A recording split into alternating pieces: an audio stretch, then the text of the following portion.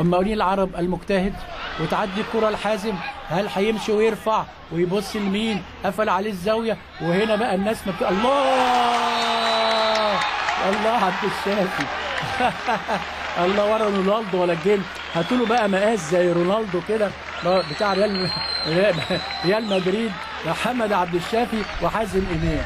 يا سلام، اخيرا الابتسامه على وجه مسؤولي والزمالك. كرة حلوه قوي زي بتاعه رونالدو اللي اتنزح بيها بتوع ريال مدريد. الراجل بص طالع قد ايه، يا رب المخرج بقى يجيبه كده ويروح موقفها. طالع فين؟ يا سلام. بس التاني بقى كان رجليه اللي تحت عند دماغ الراجل اللي فوق.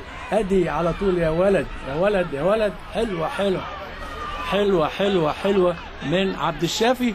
عبد الشافي تاني اهداف ليه هذا الموسم. انما حازم امام خلاص بقى كلمه السر، هو اللي بينشط الحته اللي كانت ميته.